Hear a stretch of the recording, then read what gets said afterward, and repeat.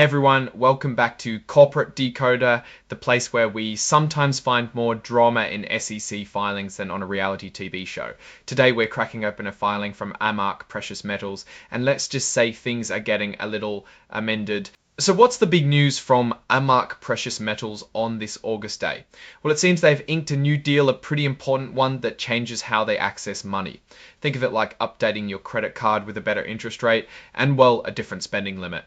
This filing is all about an amended and restated credit agreement. Basically, they took their old deal for borrowing money and rewrote it completely. This is a big deal because it dictates how much cash they can get their hands on and under what conditions. It's all tied to their revolving credit facility, which is like a flexible line of credit that companies can use to manage their day-to-day operations or unexpected expenses. It's a crucial tool for any business, and AMRK is no exception. Now let's dig into the nitty-gritty of what changed. First off, they've pushed out the deadline for this credit agreement. It was originally set to end earlier, but now it's extended to September of 2027. This gives them more breathing room and a longer runway to use this financial lifeline.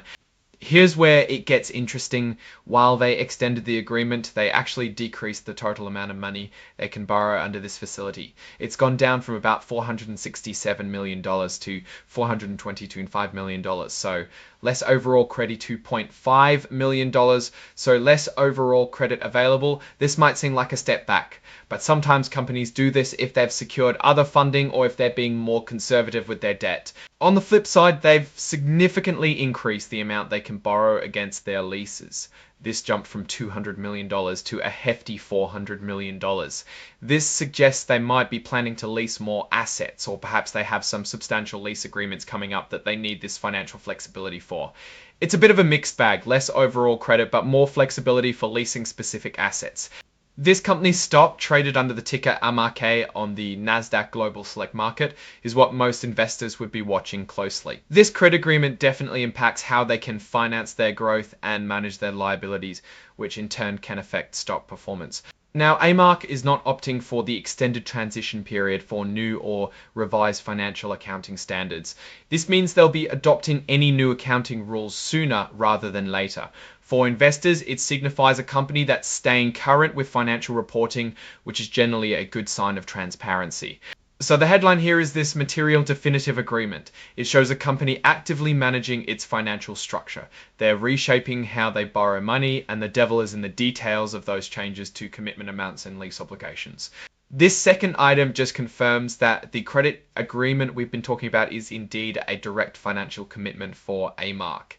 They are now on the hook for these terms, and it's a critical piece of information for anyone looking at their financial health. But finally, like most filings, it includes all the necessary digital formatting to make sure the information is clear and accessible to regulators and investors alike.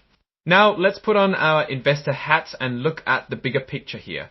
AMRK Precious Metals is in the business of, well, precious metals. That means their financial health is often tied to the volatile prices of gold, silver, and other commodities. This credit agreement is like their financial safety net, or perhaps their fuel for expansion. The reduction in the total revolving commitment, while slightly concerning on the surface, could be a sign of financial prudence. Maybe they've paid down existing debt, or they have a clearer, more focused strategy for capital deployment. It's not necessarily a negative. However, the doubling of their capacity for lease obligations is something to watch. Does this mean they're investing heavily in new equipment or facilities? Are they looking to expand their physical footprint or their operational capabilities? This increased leverage on leases could signal aggressive growth plans, but it also carries a higher risk if those expansion plans don't pan out. We're not seeing any specific financial tables here in this particular filing, which is a bit of a shame because that's often where the juiciest insights lie. However, the information that is presented about their credit facility is incredibly telling for a company in the commodities sector. Their ability to access and manage debt is key to their ability to buy and hold inventory, to hedge against price fluctuations, and to fund their operations. Looking at AMRK's history, they've been exposed to the cyclical nature of the precious metals market. Companies like this often need strong credit lines to take advantage of market dips to acquire inventory cheaply and to weather periods of lower demand. So this amended agreement, despite the reduction in total commitment, might be tailored to their current strategic needs.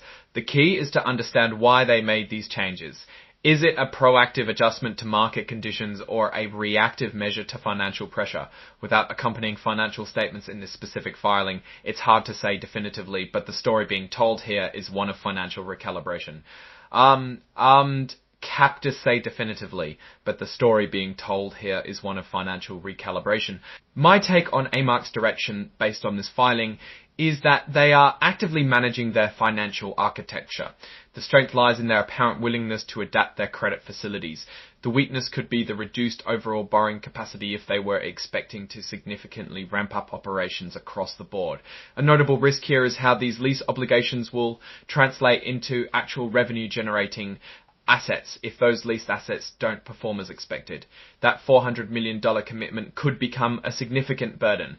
An opportunity could be if this means they are strategically investing in high growth leasing opportunities within the precious metals ecosystems, attentively ramp up operations across the board. A notable risk here is how these lease obligations will translate into actual revenue generating assets. If those leased assets don't perform as expected, that $400 million commitment could become a significant burden. An opportunity could be if this means they are strategically investing in high growth leasing opportunities within the precious metals ecosystem. In conclusion, AMRK Precious Metals has renegotiated its financial backbone. They've secured a longer-term credit agreement, but with a slightly smaller overall borrowing limit, while significantly increasing their capacity for lease financing. This suggests a strategic shift, perhaps focusing on specific growth areas like leasing rather than generalized borrowing. It's a move that could pay off handsomely if their leased assets generate strong returns, but carries inherent risks if they don't. Alright, that's our breakdown of AMRK's credit agreement dance. What's your take on these financial maneuvers and what they signal for the company's future? Drop your thoughts in the comments. We love hearing your insights. If this analysis was valuable, hitting that like button really helps us out, and subscribe for more dives into the world of corporate finance. And don't forget to join our growing community on Discord. The link is in the description below. Thanks for watching, and we'll see you in the next Decode.